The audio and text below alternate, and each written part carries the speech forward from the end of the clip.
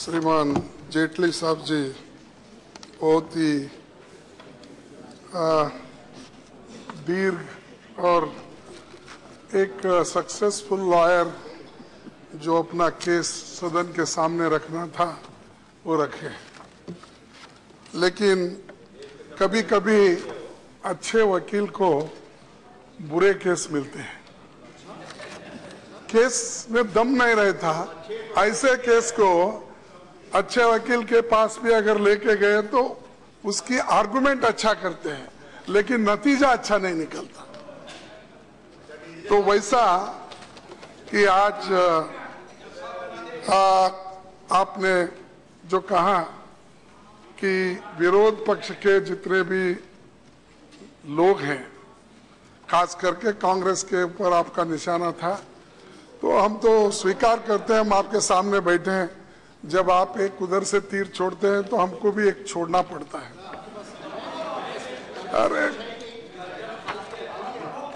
नहीं, आप ऐसा समझ रहे हैं तो मेरा यही कहना है कि आप कांग्रेस पार्टी के लोग या विरोध पक्ष में रहने वाले जितने भी पार्लियामेंट के सदस्य हैं या पार्टी के लोग हैं, वो लैंड एक्विजिशन बिल को विरोध कर रहे हैं, ये प्रचार मत कीजिए। 2000 नहीं सुनिए 2013 का बिल सर्वसम्मति से, आप भी उसको पार्टी थे, आपके पक्ष के लोग जब तक उसको सपोर्ट नहीं करते थे तो ये पास नहीं होता था। सारे सदन में अगर यूनानिमसली कोई बिल पास हो गई है तो ये लैंड एक्विजिशन बिल पास हो गई है, और जिसमें सभी पार्टी के नेता लोग एकमत होकर स्टैंडिंग कमेटी को जाकर 2 साल इसके ऊपर बहस होने के बाद नहीं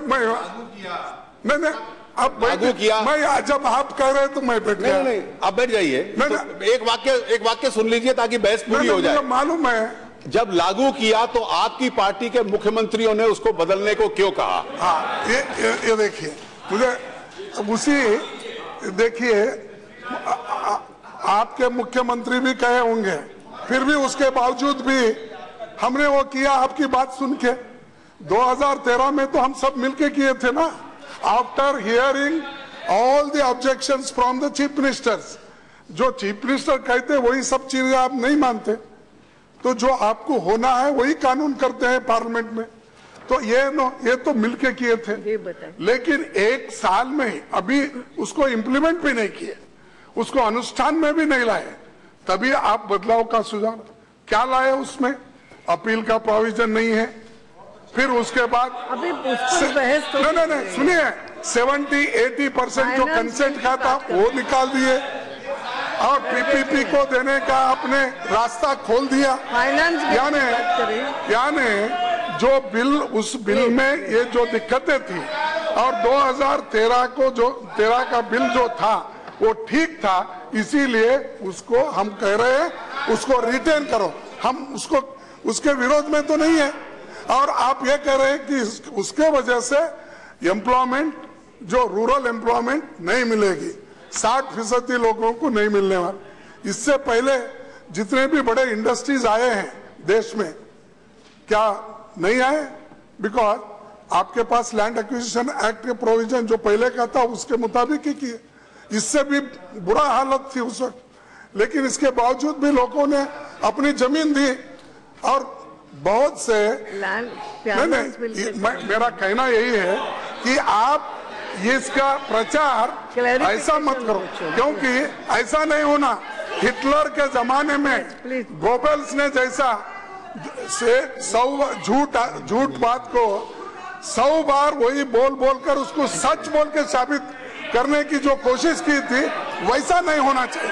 खड़गे जी, वैसा नहीं होना चाहिए। तो इसीलिए मैं आपसे विनती करता हूँ, ये जो है बिल ठीक बिल है, उसीलिए हम उसको रखना चाहते हैं और उसको आप निकालना चाहते हैं।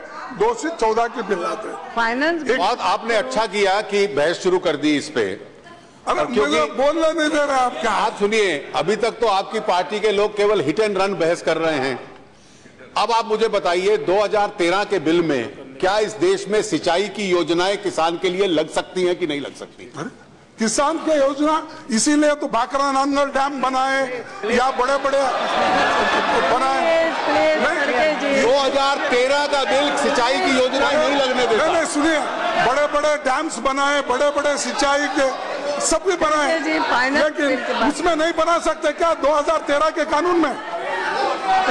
2013 के कानून में नहीं बना सकते। इसका मतलब खड़गे साहब वो 1894 के बिल में बनी, 2013 का बिल तो उसकी अनुमति नहीं देता। ये सब बात सत्य से दूर है, सत्य से दूर है ये सभी चीजें। आप चुप लोगों को ऐसा बहका रहे हैं, लोगों को ऐसा बता रहे हैं कि जो कांग्रेस के लोग हैं वो किसान के फेवर में नहीं है, सिंचाई के खिलाफ है, इंडस्ट्री के खिलाफ है, या ऐसा झूठा प्रचार कर रहे हैं। तो आप ये झूठा प्रचार करने का छोड़ दीजिए। एक और दूसरी चीज मैं आपको आपके ध्यान में लाना चाहता हूँ, आप भी मान लेंगे। अब नरेगा के बारे में वर्ल्ड बैंक ने क्या कहा? गलत प्रचार, आज प्रचार नहीं, गलत प्रचार। आपने झूठा प्रचार कहा, नहीं गलत प्रचार। गलत नहीं, सत्य से दूर जो भी चीजें हैं। चलो फाइनेंस बिल पे तो आ जाओ। नहीं, ऐसा गलत प्रचार करके ही ये लोग पावर में आए। देखिए सुनिए, NREGA the only insurance for India, who said the world bank said on Tuesday that the spike in unmet demand for Narega jobs is an indicator of increasing rural distress. Since the scheme is the only and therefore the best bet India has for mitigating the impact on the poor of the recent unseasonal rains, the government should take steps aimed at arresting delays in wage payments and the rising unmet demand for jobs. If you are a state hit by the unseasonal rains, now is the time to tell those responsible for implementing the Narega to give their best. It is the only insurance India has, said the World Bank. यानी इतना बेहतरीन scheme को भी मैं और आपके notice को लाना चाहता हूं, प्रधानमंत्री जी के नोटिस को लाना चाहता हूं। आपको भी मालूम है, जब वो हमेशा ILO में मीटिंग होती थी और हमेशा नरेगा और राष्ट्रीय स्वास्थ्य बीमा योजना, food security, mid day meal, compulsory education, इसकी पूरा हर कंट्री तारीफ करता था।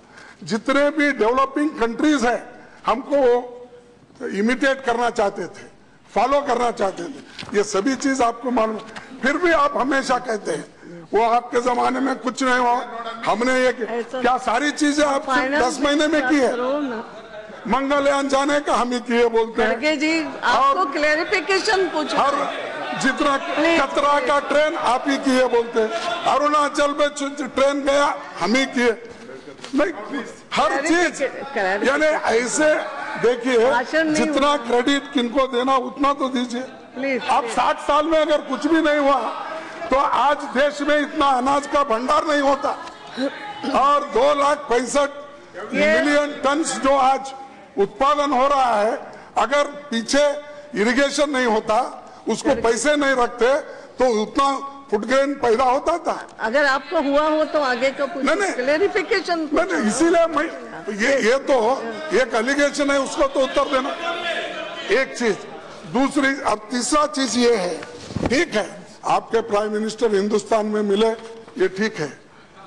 मैंने बोला, आप ही बोले कि हमारे प्राइम मिनिस्टर कहाँ जा रहे हैं कहाँ नहीं, उनका एड्रेस आपके पास है, लोगों को मालूम होता है। लेकिन आपके नहीं कौन कहाँ जा रहा है वो कह रहा था। नहीं, उसीलिए आपने जो कहा मुझे मालूम हुआ। आपने कहा कि आपके प्रधानमंत्री यानी हमारे प्रधानमंत्री किस देश में कहा है ये तो मालूम होता है, आपके नेता कहाँ है वो मालूम नहीं हुआ। ये इस ढंग से आप अपनी बात को रखें, लेकिन सरकार तो आपकी है, लेकिन उसका प्रचार करते थोड़ी फिरते कहां जा रहे हैं कहां नहीं। एक तीसरी चीज मैं ये एक्सपेक्ट आपसे नहीं किया था।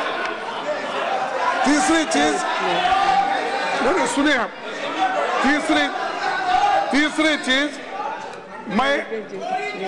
तीसरी चीज अरे गवर्नमेंट है, आपको मालूम नहीं था, इंटेलिजेंस है, सभी चीज है। Don't ask me all those questions. लेकिन मैं आपसे पूछना चाहता हूं और एक कि जो चीज आप कहे थे, लेकिन मैं ये नहीं सोचा था कि जेटली साहब के मुंह से वो आएगा कि ये सरकार जो फूड प्रोसेसिंग मिनिस्टर यहाँ है, उन्होंने जो बात बाहर कही थी उस बात को आपने दोहराया। अगर वो बात ठीक है, अगर आप समझते हैं, क्योंकि उस वक्त राहुल जी ने कभी नहीं बताया था कि किसी इंडिविजुअल के ऊपर तो टीका नहीं की थी, किसी सरकार के ऊपर टीका नहीं था, सीधा साधा ये था कि प्रोक्यूरमेंट के बारे में था। लेकिन आपने इस ढंग से बात किया कि आपको बूट आउट किया, आपको शूट आउट किया। ऐसी चीजें अगर आप बोलते हैं तो हमको भी उसी ढंग से उत्तर देना पड़ेगा और उसी शब्दों में देना पड़ेगा। कम से कम उतना तो गरिमा रखी है पार्लियामेंट की, जिस जगह क्या बोलना चाहिए, कैसा बोलना चाहिए।